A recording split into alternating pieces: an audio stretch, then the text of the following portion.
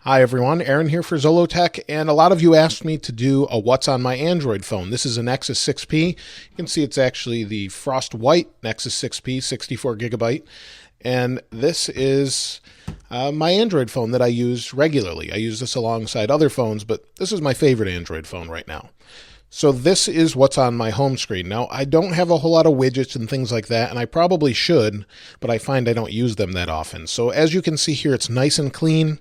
I've got Google Now here, just with some information, and that's it.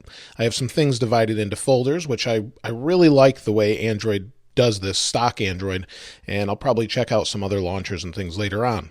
But as you can see, I've got some apps across the top. I use Waze all of the time. I live in the Charlotte area, and I find there's over 2,000 to 3,000 people that are always using this in my area, so it really helps save time on the way to work, things like that. I use the Photos app, really like that app, and then I have a YouTube folder for all of my YouTube stuff. So you've got YouTube, Creator Studio, helps me manage videos, and then YouTube Gaming, although I hardly ever open that at this point. I have a social folder here, and I have Instagram, Twitter, Facebook, and Periscope, all of which I use pretty regularly, probably not Periscope so much, but pretty regularly there. Then I have a news folder, and news is changing a little bit for me. I used to really like Pulse, and Pulse was a great news app, and then LinkedIn bought them and absolutely ruined the application.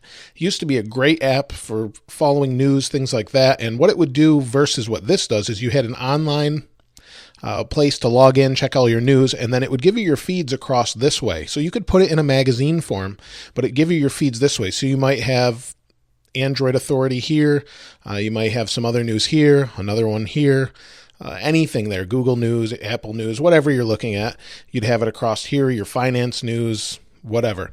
And they got rid of it, completely changed the design, and now it's basically just like Flipboard, and it's a knockoff of that. So Flipboard is much better, so why not just use Flipboard, Play Newsstand, and forgive me if I say this wrong, but Palabre. And this is basically a Feedly type news app that I find works pretty good. It's sort of like Pulse, but not really. There's a bunch of news I follow in here, all sorts of news, but it's really nice and lets me see everything here. You can see Feedly online too, so it's pretty nice. And I find it doesn't really use a whole lot of battery either. I have a music folder, and under music I have a few things: Amazon Music, SoundCloud, and Google Play Music. I think I also have Groove on here, and we'll check that out in the app drawer later. Those I use a lot. I actually have a free trial right now for Play Music because I bought the Nexus, but I subscribed to Groove Music, which is actually Microsoft if you're not familiar. And the reason I did that is they had a sale on Pi Day. So 3/14 last year, they had a sale for 3.14, so $31.40, and you get a whole year of Groove Music, which is pretty good. It's probably not as good as the others out there. The app is definitely not as good, but it was pretty cheap, so I thought I'd check it out. I use Pocket Cast for podcasting, and what's great is this is cross-platform. So if you have an iPhone and you're moving to Android or vice versa, you can actually sync all of this, and no matter what device you're on, they're all in sync. So it's really nice. If I watch one here, it'll know that I watched it on the other phone and back and forth. So it's a really great app, and I think I paid a few dollars for this one, but it's well worth it. Then I have the Play Store, and everyone should know what that is at this point. And I only have 3 pages. So I have Google Now, Play Store, and page 2, where I just kind of put everything I'm trying out or whatever. So I have Google Authenticator, Wi-Fi Analyzer, which is really great actually. It's a free app, and it lets you see what frequencies overlap. So this is 5G. There we go. It just took a minute. And these are all the different things on 5G. So I have my own Wi-Fi and some others. And then we can kind of move across here to see others around me that are on 5G.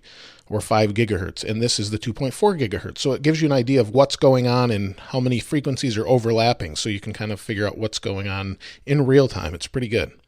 And like I said, it's free, so you can't beat that.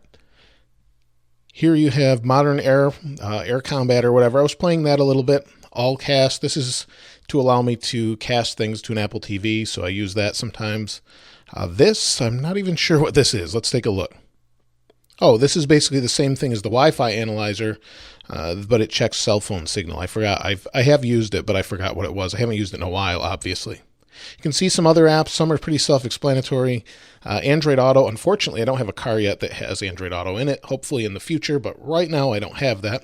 I do use this. This helps you diagnose your car. If you have an OBD2 reader for your car, I have a Bluetooth one I bought on Amazon pretty cheap. This connects to it and tells you any engine codes you have. You can clear them. It gives you more information. I find it to be really helpful. It's pretty good. And I think I paid for this one, but I think it's free now. This is the same thing, but I guess it pulls some more information. I have some Nest thermostats. So I have the Nest app, which is now owned by Google. If you weren't familiar, Google bought Nest. So I have some Nest thermostats that I use, and I'll be doing a video on those in the future. So those are cool.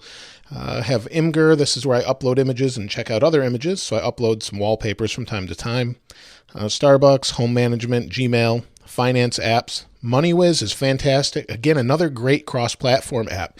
MoneyWiz syncs between not only Android, but your Mac. I think Windows now too. If they've released that, I'm not sure. But iPhone, iPad, Mac, Android, and it's nice. If I make a change here, it instantly updates on the other phone. So it's really great to use between. If you're switching through a lot of different phones like I do, it's great to keep track of your finances. I basically use it like a checkbook, but you can do a lot of things with it.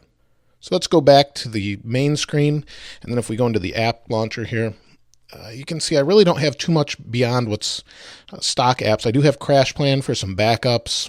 That's pretty great and pretty inexpensive, considering it allows me to back up even hard drives, so that's really nice. Other than that, I don't see a whole lot other than what I already mentioned. Xbox One Smart, whatever they call this thing, the Smart Glass. I'm BIGZ or Big Z on Xbox if you want to friend me there. I was actually a beta tester for Xbox Live, so it's pretty nice. And I'm able to have a lot of friends on there and things. It's really nice. And if you want to play Xbox, I play Battlefield a lot and some other games too, Forza, things like that. And I think that's pretty much it for the Android side of things. But this is where hopefully you can help me out and maybe mention some apps that I'm not familiar with that could be really good. So let me know what apps you like in the comments below. If there's any other videos you want to see that I haven't done, let me know there as well. If you haven't subscribed already, please subscribe and like. As always, thanks for watching. This is Aaron. I'll see you next time.